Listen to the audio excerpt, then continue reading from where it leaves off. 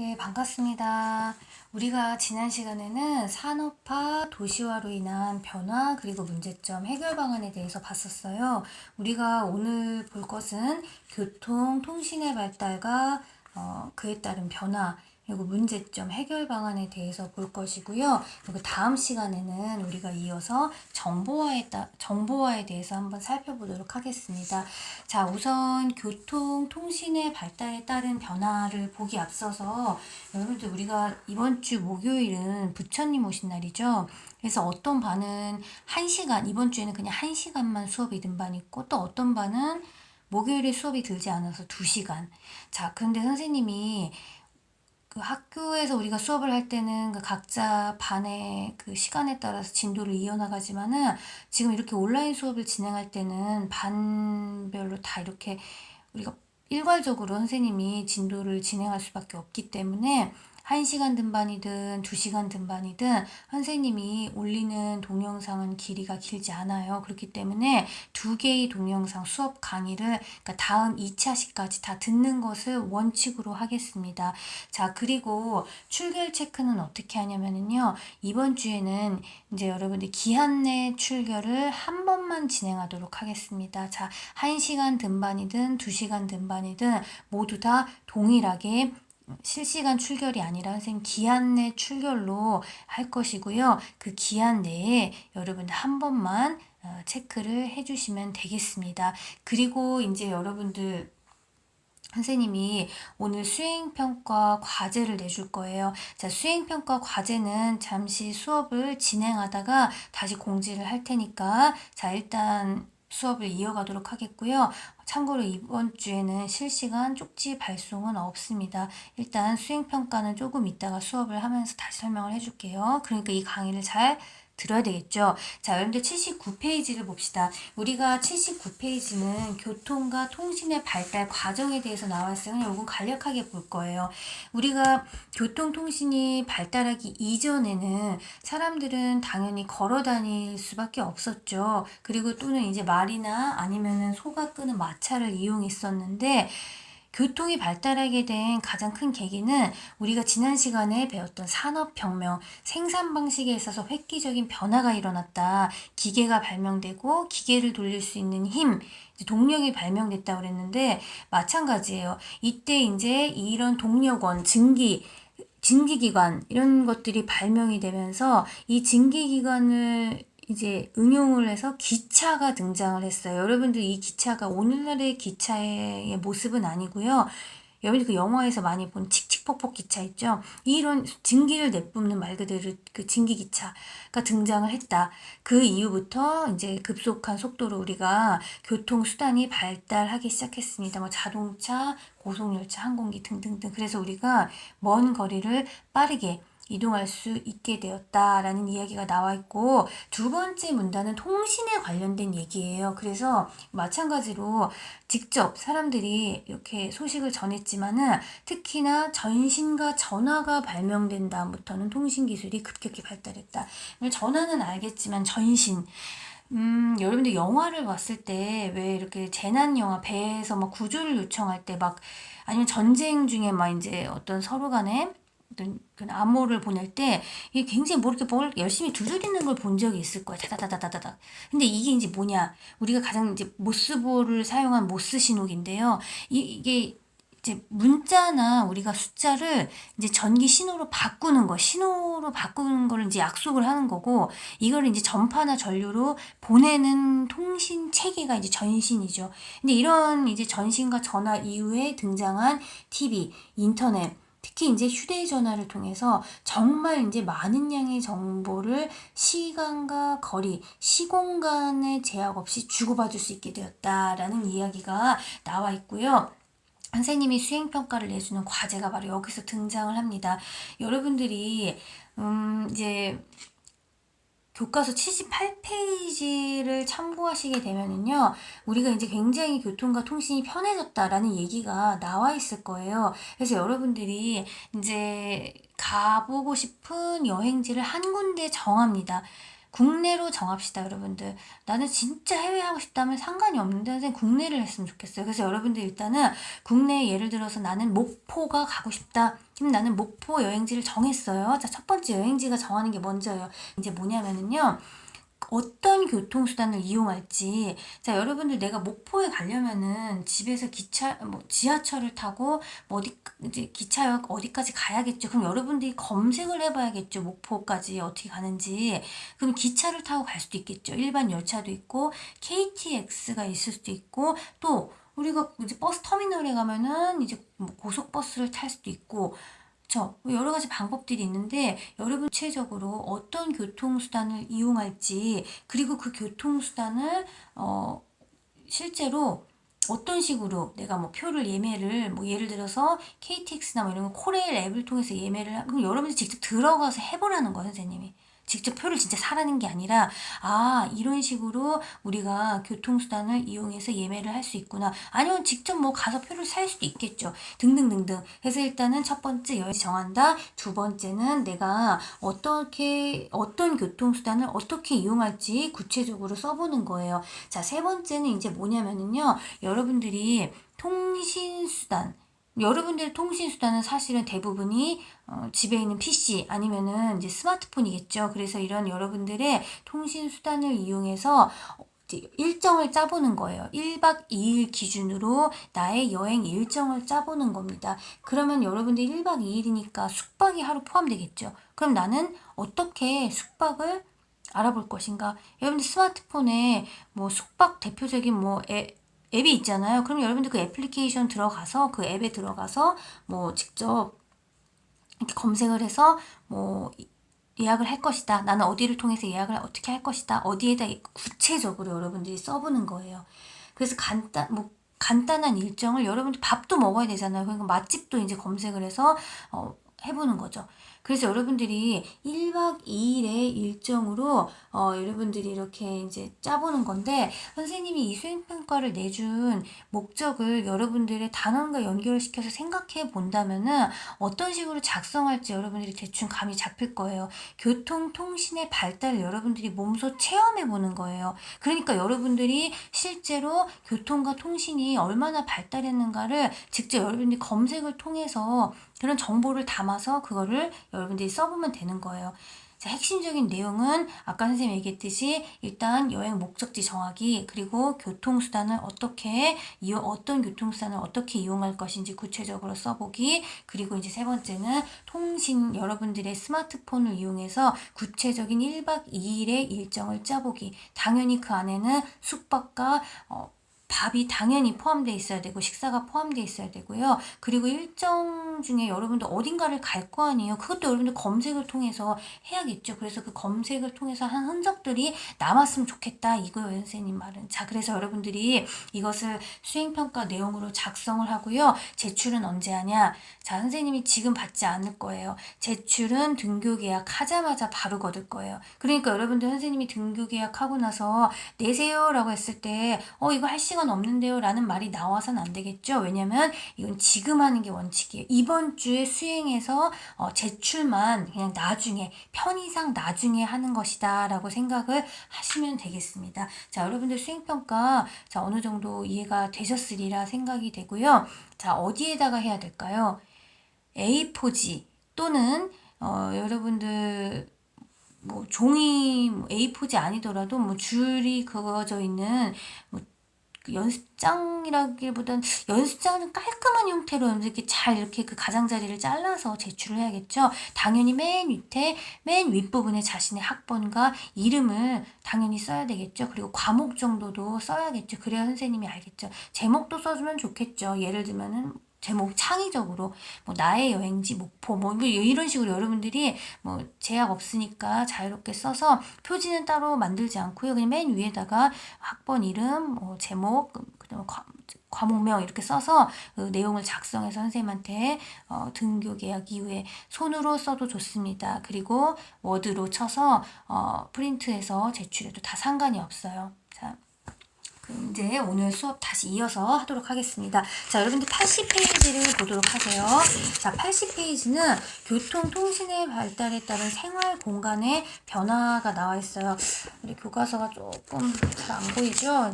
일단은, 아이고. 자, 여러분들 교통과 따른 생활 공간에, 제가 이거 좀 고정을 시켜볼게요. 자, 생활 공간에, 참, 교과서가 너무 좀, 선생님이 이걸 촬영을 하면서 느낀 건데 참 이렇게 비디오 감독하시고 하는 분들이 너무나 대단하다는 걸 알았어요. 이게 쉬워 보이는데도 쉽지가 않네요. 이렇게 찍는 것도. 자, 그래서 여러분들 80페이지를 보시면은 생활 공간이 어떻게 변화했는가에 대한 설명이 나와 있는데 우리가 첫 번째 줄에 교통과 통신이 발달하면서 시 공간의 제약이 크게 줄어들면서 인간이 공간을 인식하는 범위가 넓어지고 생활권이 확대되었다. 그렇죠. 우리가 특히 교통, 통신이 발달하면은 우리가 이제 시간의 제약도 굉장히 줄어들고 또 공간상의 제약, 왜냐면은 지금 옆에 있지 않아도 저 지구 가장 반대편에 있는 나라에서도 우리가 이제 교류를 할 수가 있잖아요. 그러니까 당연히 우리의 인식 범위는 넓어지게 됐고 생활권, 생활할 수 있는 범위는 당연히 확대가 될 수밖에 없다. 우리가 교통수단이 발달하면서 전국이 반나절 생활권이 되었다. 자, 옛날에는 일일 생활권이었어요. 우리가 사실은 우리 전국을 가는데 하루를 잡으면 됐었는데 이제는 반나절이면 우리나라 전국 어디든지 갈 수 있는 생활권 안에 들게 되었다. 이런 얘기죠. 자, 그리고 이제 우리가 첫 번째 문단은 이제 그런 내용을 정리해서 보시면 되겠고요. 두 번째 문단은 우리 이제 교통로가 건설되거나 역, 터미널, 공항, 항만과 같은 새로운 교통시설이 건설되는 지역은 특히 다른 지역과의 접근성이 향상된다라는 말이 나와 있어요. 접근성은 이제 지리에서 굉장히 많이 나오는 단어인데요. 우리가 말 그대로 쉽게 접근할 수 있는가의 정도를 접근성이라고 합니다. 근데 우리가 교통로가 새롭게 만들어지고 뭐 지하철역 아니면 뭐 고속철도역, 터미널 이런 시설들이 만들어지면은 당연히 접근성이 좋아지게 되고 교류가 활발해져서 경제가 활성화되겠죠. 그런데 반대의 경우를 생각해 봅시다. 교통이 굉장히 불편한 지역이 있어요. 아니면은 주변에 새로운 교도가 다른 주변에 건설이 되면은 당연히 그쪽으로 많은 것들이 기능이 유출이 되겠죠. 그러면은 우리가 상대적으로 주변에 다른 지역의 교통로가 건설되면은 상대적으로 이 지역은 인구와 기능이 그 다른 쪽으로 빠져나갈 수밖에 없어요. 그럼 당연히 경제가 침체되거나 쇠퇴하기도 하겠죠. 그러면 이렇게 교통이 발달되고 그렇지 못한 지역 간에 이제 격차가 생길 수 있다라는 거예요. 우리가 교통이 발달된 지역은 국토 이용의 효율성이 높아지겠지만 사실은 발달되는 지역과 그렇지 않은 지역 간의 격차 문제가 발생하기도 한다라고 나와 있는데 우리가 이때 등장하는 개념이 바로 빨대 효과라는 거예요. 우리가 빨대가 뭐 하는 거죠? 음료를 빨아들이는 거죠. 근데 우리가 이렇게 대도시에 이제 특히 이제 일반적으로 대도시가 교통이 많이 발달돼 있으니까 이렇게 큰 도시들이 교통이 발달하면은 주변의 작은 도시들의 이런 여러 가지 인구나 기능을 흡수해 버리는 거예요. 그럼 빨대 효과가 발생을 하게 되면은 이 빨아들이는 입장에서는 굉장히 너무 많이 발전을 하겠죠. 그런데 빨아들임을 당하는 다른 중소도시 작은 곳들 주변지들은 당연히 쇠퇴하고 더 발전이 더뎌지겠죠. 그러면 이게 지역격차 문제로 발생할 수밖에 없다라는 얘기인데요. 여러분들 밑에 생각 키우는 활동을 한번 잠깐 보도록 합시다. 자료 1번에 호남고속철도의 개통이라고 나와 있는데 여러분들 고속철도는 KTX를 얘기하는 거예요. 그럼 여러분들이 우리가 일반 철도, 일반 그냥 속도로 가는 뭐 무궁화호라든지 이런 철도가 원래는 있었어요. 그런데 빠르게 갈 수 있는 KTX가 이제 개통이 됐습니다. 근데 우리가 여러분들 자, 몇 번째 줄 보시냐면요. 그러니까 두 번째 문단쯤을 보세요. 자, 우리가 원래는 이제 이게 용산역에서 출발을 해서 이제 여러 역들을 거쳐서 광주까지 가는 이제 호남선이 있어요. 여러분들 코레일 앱에서 KTX 검색하면은 그 노선이 쫙 나와 있어요. 근데 우리가 원래 이 광주까지 가는 이제 일반 철도 노선이 있고, 이건 이제 고속철도 노선이기 때문에 약간 노선이 달라요. 그래서 이제 광주 송정이라는 역이 신설되었고, 그쪽에 이제 KTX가 지나가게 된 거예요. 그러면 당연히 고속철도역으로 새로이 만들어진 광주 송정역은 이용객이 많아졌기 때문에 굉장히 여기는 그 철도 이용객이 증가하면서 주변 상권이 활성화됐단 말이죠. 그런데 기존에 그냥 일반 철도가 지나갔던 광주역은 굉장히 침체되기 시작했다는 거예요. 왜냐하면 호남 고속철도가 지나가지 않으니까, KTX가 지나가지 않으니까요. 자, 그래서 여러분들 선생님이 아까 전에 얘기했던 빨대 효과가 사실 여기서도 발생하고 있는 거예요. 이 빨대 효과로 인해서 이제 그 기능이라든지 인구를 여기서 흡수하게 된 거죠. 광주 송정역이. 그에 비해서 기존 광주역은 많이 왜냐면 기존 노선만 가는 거예요. 거긴 KTX는 돌아가지 않고요. 자, 그래서 우리가 이렇게 어떤 새로운 교통로가 건설됐을 때 이러한 어떤 격차가 생길 수도 있다라는 거죠. 자, 그리고 이제 여러분들 한번 잘 생각해 보세요. 우리가 이 엄청나게 늘어났어요. 그런데 우리가 새로운 이런 교통수단이 등장하면은 다른 교통수단이 쇠퇴할 수 있다는 게 여기서 볼 수 있는 바로 마지막 줄에 고속버스랑 항공기를 이용하는 승객은 줄어들었대요. 그러면 광주에도 공항이 있는데 그 공항 주변 지역은 당연히 쇠퇴했겠죠. 그쵸? 자, 여러분들 자료 1번에는 이게 좀 여러 가지 내용들이 나와 있는데, 일단은 새로운 교통수단이 등장하거나 성장하면은 다른 교통수단이 쇠퇴할 수도 있고, 또 이렇게 새로운 교통수단이 증가하면서 상권이 활성화되고 그렇지 못한 것은 쇠퇴한다, 이런 내용을 담고 있고요. 자, 여러분들 자료 2번을 보면은 거가대교가 나와 있는데, 여러분들 지금 이렇게 지도를 보시게 되면은 여러분들 부산과 사실 거제도는 이 밑에 이제 남쪽에 이쪽을 쭉 이렇게 따라서 가야 되는 굉장히 긴 거리였어요. 사실은 거제도에 사는 사람들이 부산으로 가려면은 거의 3시간이 걸렸단 말이죠. 그런데 이제 이 거제도와 이 중간에 있는 가덕도라는 섬을 이어주는 엄청나게 긴 다리를 만들면서 이 거제도랑 부산의 거리가 단축이 됐어요. 3시간에서 거의 1시간으로 단축됐다라는 거예요. 그러면은 우리가 초기에 사람들이 이 다리를 만들 때 분명히 이 개통하기 전에 예측을 했어요. 빨대 효과에 의해서 거제도 상권을 쇠퇴할 것이다. 왜? 대도시가 부산이니까 모든 기능을 부산이 다 흡수할 것이다 라고 생각을 했어요. 그래서 거제도 상권을 쇠퇴할 것이다. 그런데 이 빨대 효과가 그러니까 이 사람들의 예측같이 거제도의 이 인구랑 여러 가지 기능이 부산으로 다 흡수되지가 않았어요. 왜 그랬냐?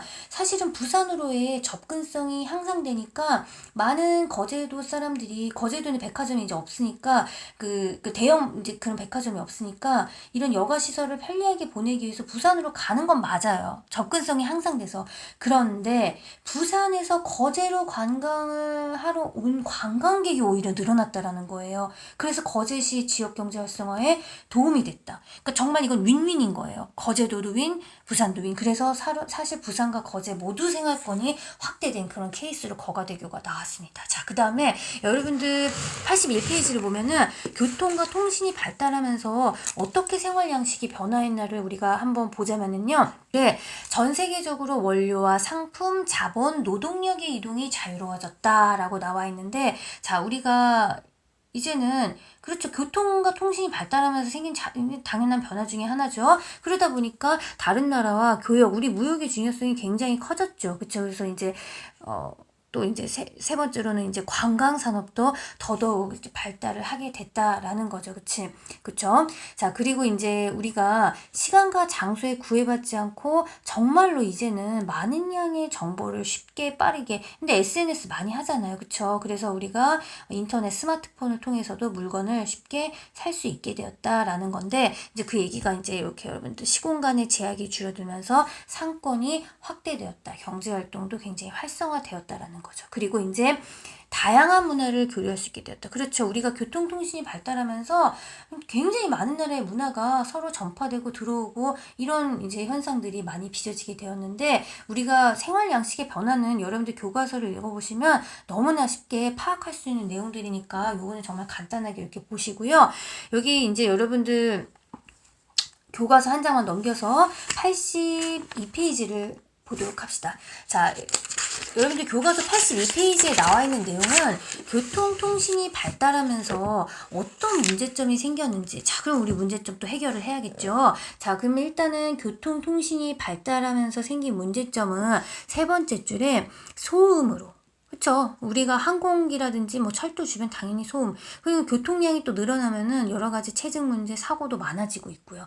또 그리고 우리가 교통수단에서 배출되는 오염물질로 인한 환경 문제. 근데 우리가 차뿐만이 아니라 특히 이제 바다에서는 기름 유출이 되면서 이제 환경 문제가 생길 수도 있다라는 거고, 우리가 도로랑 철도를 건설한다는 것 자체는 뭔가를 이제 사실은 우리가 녹지 공간을 이렇게 다 도로화시키고 철도를 이제 라인을 만들다 보면은 우리 터널도 만들면 산도 뚫고 이런 녹지 산림이 다 감소하고 훼손되고 있다라는 거예요.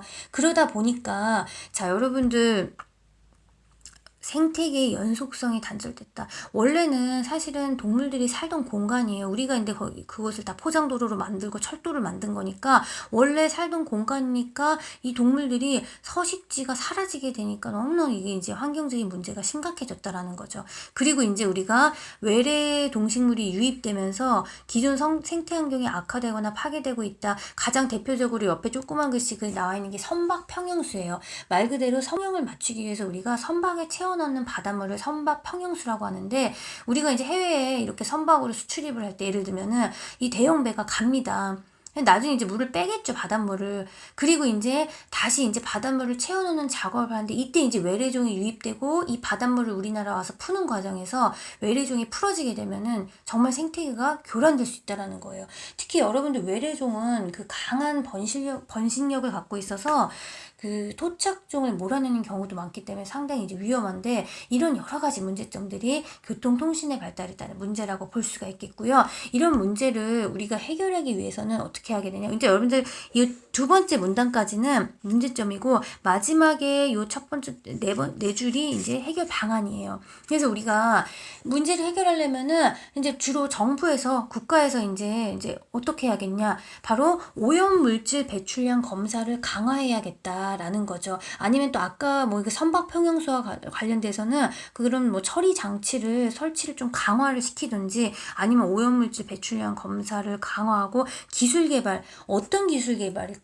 예를 들면 뭐 배기가스를 저감할 수 있는 장치를 마련한다든지 이런 기술 개발을 장려하고, 환경보호를 위한 다양한 정책적, 항상 정부 나라는 정책적인 측면, 법 제도적인 측면에서 접근할 수밖에 없다라는 거죠. 그렇죠? 그리고 이제 친환경적인 도로를 우리가 만들자. 그리고 야생동물의 서식지가 파괴되는 걸 막기 위해서 생태 통로를 만들자라고 나와 있는데, 말 그대로 여러분들 교과서 82페이지 윗부분에 동물들이 지나다닐 수 있는 터널을 만드는 거예요. 여러분들 이제 등교해서 학교에 오게 되면은 우리 학교 바로 근처에 이 생태 터널이 있어요. 바로 궁동 터널.